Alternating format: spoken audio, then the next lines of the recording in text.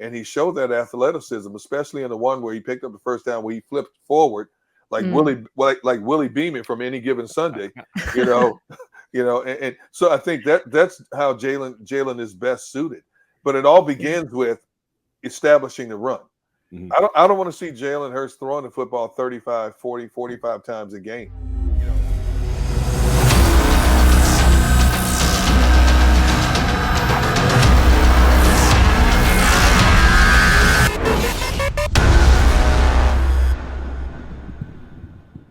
We're talking a lot about Jonathan Gannon today, as most people would assume, after another horrendous performance by the Eagles defense. Something else I wanted to talk about.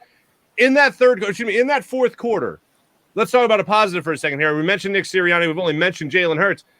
After the Chargers went up 24-17, Jalen Hurts did something that we really haven't gotten an opportunity to really watch him do, which was drive this team down the field, be accurate, use his legs, and basically will this team to a touchdown with Devontae Smith capping it off on that drive.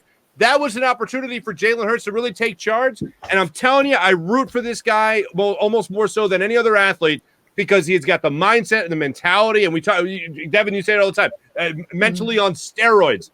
It was great to see as a guy that always says, you can't be worried about results.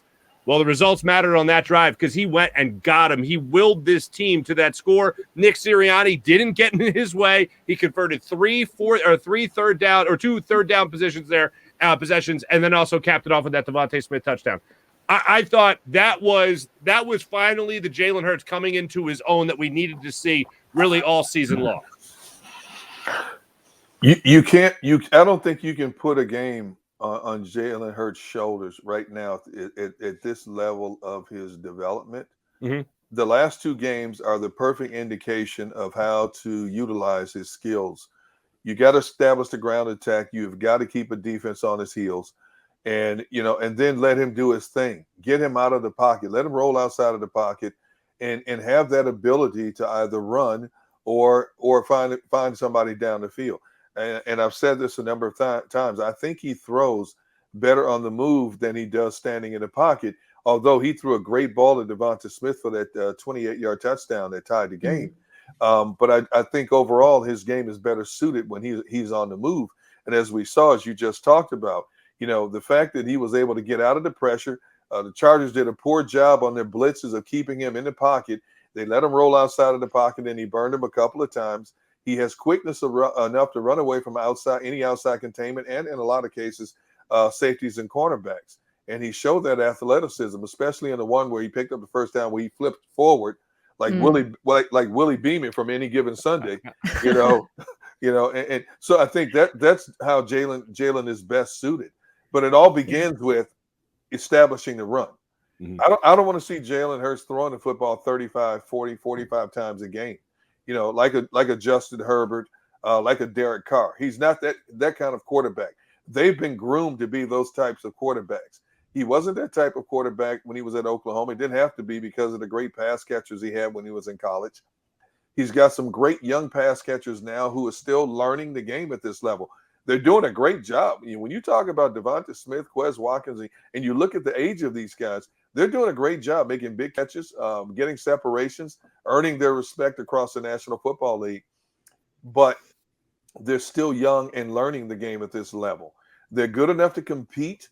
They're good enough to make games exciting, but they still have a few more games to get under their belt before they take this thing to the next level.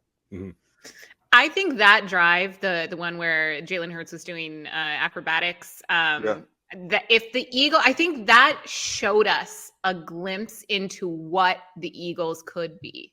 Mm-hmm. I think that shows promise. And, we're always talking about, just making progress, making adjustments. Yep. If Nick Sirianni and Shane Steichen can devise a game plan and work with Jalen Hurts to create a game plan that allows him to play like that one drive throughout an entire game, I think the Eagles would have a much better record and will have a much better record. I think, again, he's learning as he goes. I love Jalen Hurts' mentality. I don't love his accuracy, but I also love that Devontae Smith finally got some nice catches, including a touchdown on that drive where, especially at the start of the game, not just Devontae, but Dallas Goedert, we just saw those accuracy issues again. And I think he cleaned them up. Jalen Hurts cleaned them up in the second half of it. But it's stuff like that, he does do a flip to get a first down, but then you're like, okay, but you literally missed Dallas Goedert by 10 feet in the first quarter. And that can be pretty frustrating to watch.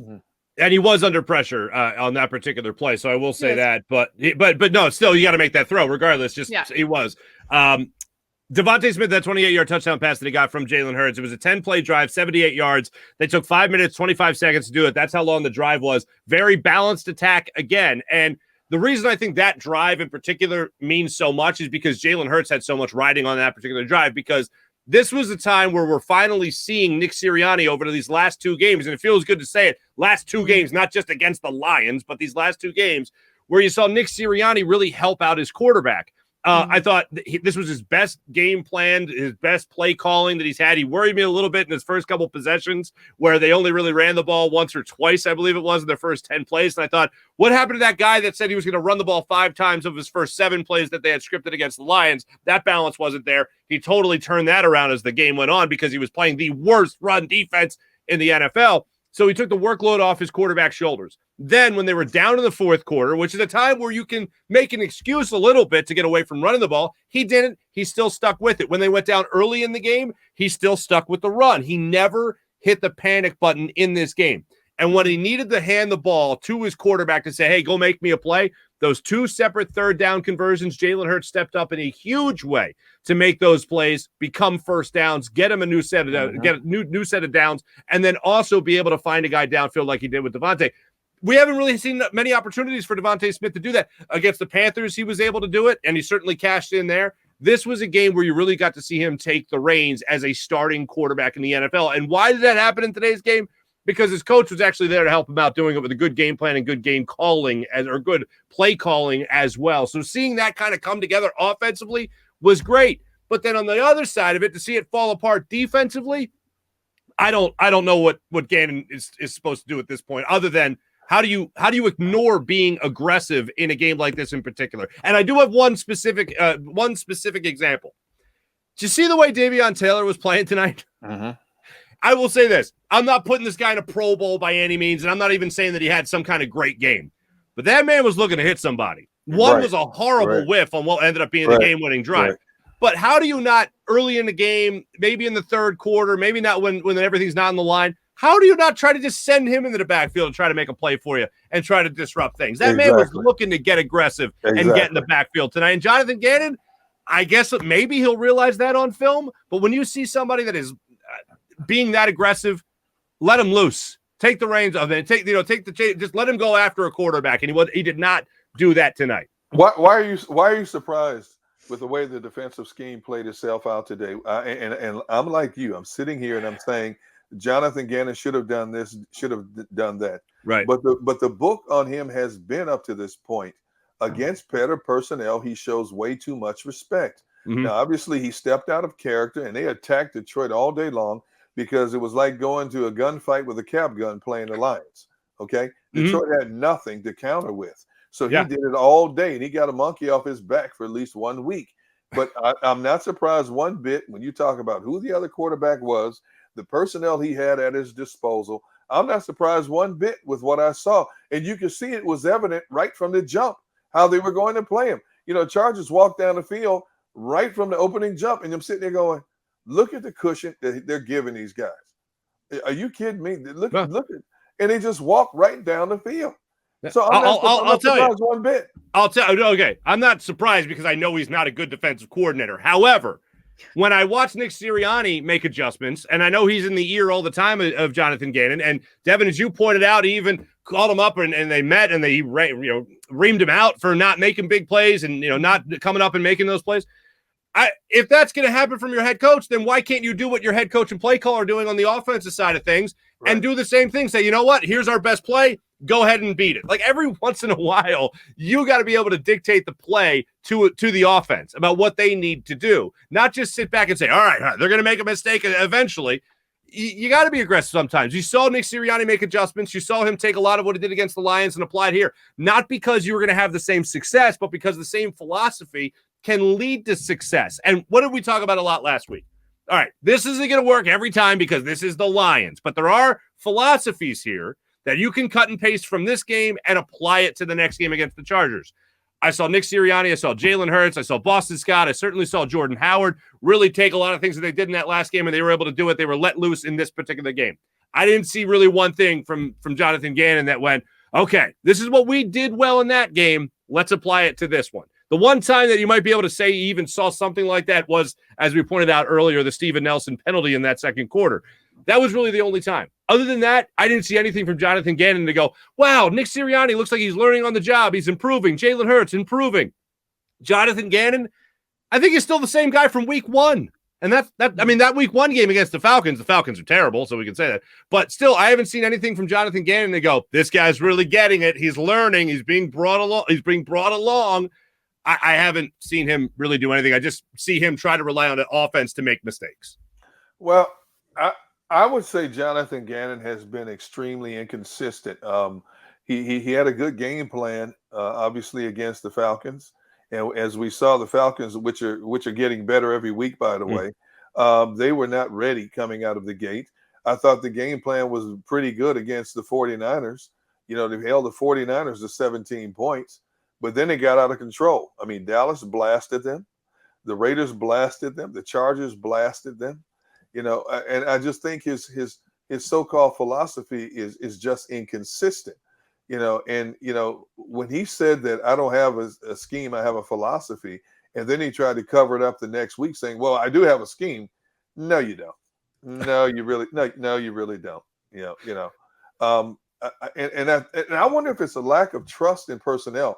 And I say that because when I look at the Eagles' D-line, they have enough depth and talent to get home. On the back end of their defense, they may not be sprinkled with Pro Bowlers, but the two corners, and Anthony Harris was back as safety along with Roddy McLeod, are all proven veterans. They've been around the block a few times.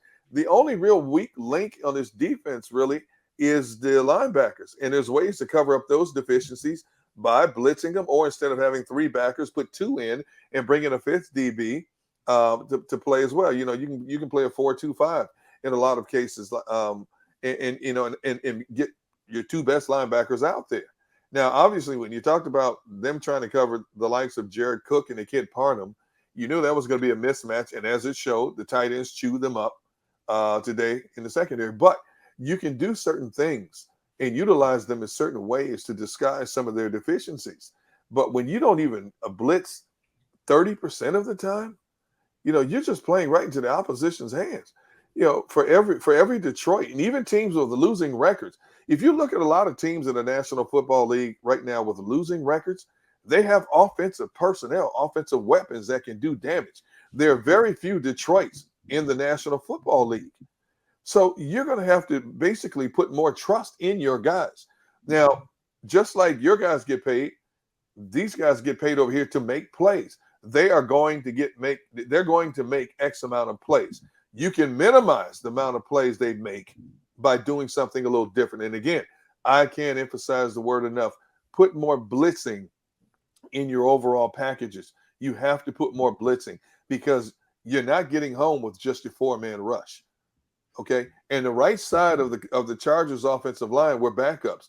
I would have been attacking the right side of the line all day long. You know, Justin Herbert, he can run a little bit, and as we saw him scramble for that touchdown, he can run a little bit, but he's not very elusive like a Jalen Hurts. I would have attacked him all day until you made him change it, to be quite honest with you. So, do you guys want to hear a fun stat that I just saw from Chris Infante from Philadelphia Sports Nation? The Eagles defense is on pace to allow the highest completion percentage in NFL history, not just this season, in history. They're currently allowing 75.5% after today. Next is the Jags 2021 D allowing 74. then 2016 Detroit, 72.7, then 2018 Bucks, then 2011 Colts. That's so embarrassing. By the way, you mentioned the Jaguars. I think they held a very prolific offense in the Buffalo Bills to 6 points today. How about that?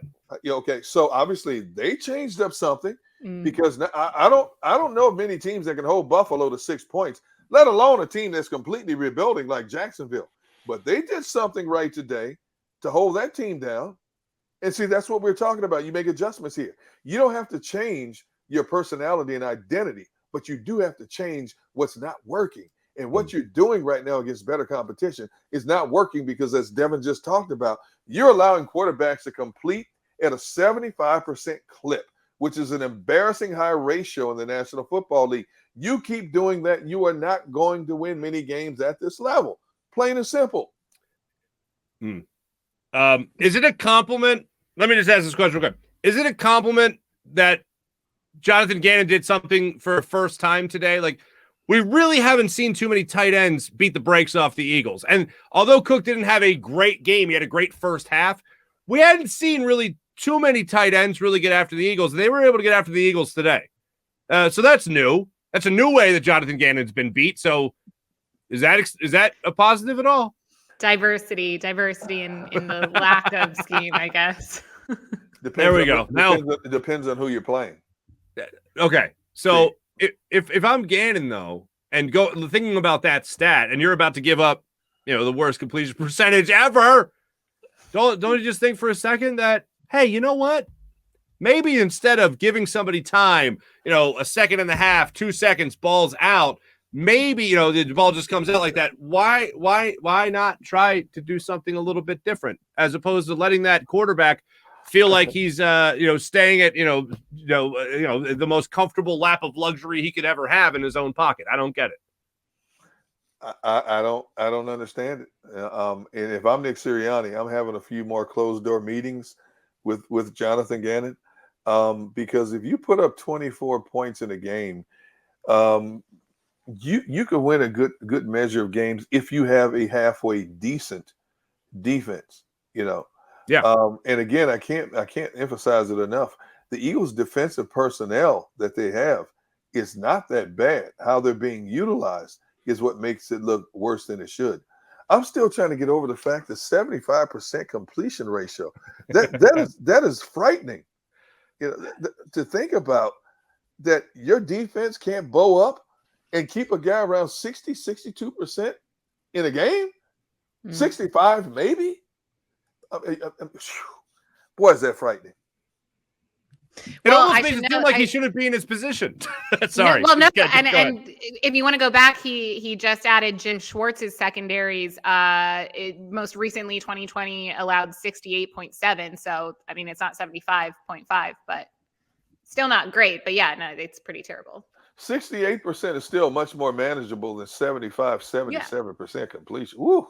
Yeah, even today's NFL, even today's pass happy NFL, where quarterbacks do get into that rhythm, and quarterbacks are so well protected and all that. That is difficult to do. That is really difficult to do. And the only game that Justin Herbert had posted a better passer rating than the one he put up tonight against the Eagles, he was 2 points better against the Chiefs, I believe, in week 2 of the season or week 3 of the season.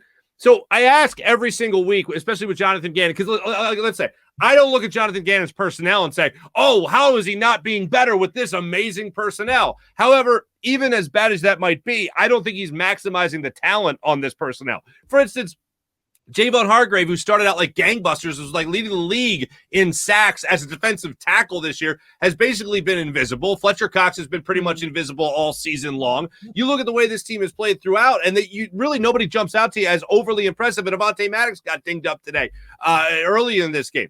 So when you look at some of these guys on defense, I don't look at Jonathan Gannon saying, oh, well, come on, these guys are great. But still, he's not maximizing the talent that he does have in front of him. He's not playing to the strengths of Fletcher Cox. He's not playing to the strengths of Javon Hargrave. He is simply waiting for that mistake to be made. And when a professional quarterback that has is at all worthy of being a pro quarterback in the NFL, when they have time or they know they're not going to get pressured, guess what they're going to do? They're going to feel calm. They're going to feel confident. They're going to be collected, and they're going to deliver strikes over the middle of the field, down the field. They'll run the ball to take even more pressure off themselves, and they'll continue to move the ball down the field. Yeah. If you're Jonathan Gannon, you got to do something to dial that up and make sure that you're knocking them off their game because they look way too comfortable. And as I said earlier, I looked at the Derek Carr game. I watched a little bit of that again leading up to this game, leading up to this week, because I thought, if Justin Herbert can sit back, if Derek Carr can sit back there and be that comfortable and look that great, Justin Herbert, with the threat of running the football as well, with his own legs,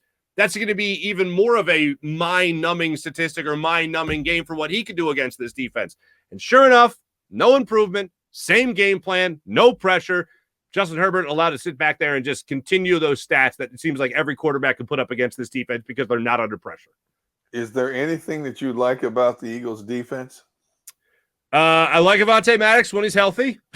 I like that he makes plays. And I like that I like TJ Edwards was hitting people today. And I like Davion Taylor at least showing some aggression out there on a football field. That's it. Even though he whiffed like you would have, like he reminded me, Davion Taylor and his whiff of Eckler, I think it was, running down the right sideline. It reminded me of when a 4-hole hitter in baseball sees a changeup but thinks it's a fastball and just like muscles up on it and tries to smack that and just totally overswings and they turn into corkscrew and they fall, they go 3 feet into the earth because of how bad they corkscrewed. That's what that reminded me of. But I thought, you know what? At least that's somebody that wants to hit somebody out there on this defense. Let me see more of that. Except actually making the play. That would be better.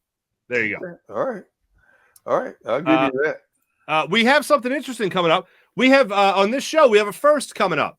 We're going to play for you a couple of minutes of Nick Sirianni's press conference where hopefully we get some answers. That's going to come up very soon here on the live postgame show. But first, I do want to tell you that we are brought to you by the wonderful people of Stateside Vodka. See the scroll below and use the code JAKIB, JAKIB, for 15% off a 1-liter bottle of Stateside Vodka. That's statesidevodka.com. See the lovely merchandise behind me. At the end of the year, Gunner, Devin, we're going to have a party. And I'm supplying with Stateside Vodka. Those bottles are empty. That's nothing but water. I know. At this point, we've made the joke like every loss, you've just drank one of them, and at this point, they're all empty. They're just filled with water. Hey, Devin. You notice that it seems like every week one more bottles added to the shelf. I don't know. I don't know. Maybe it's just me. I ain't fooling you none. A little bit later in the show, we're going to be joined by John McMullen live from the link. But when we come back, we'll hear a little bit from Flower Power himself, Nick Sirianni, when we return on Live Postgame Show.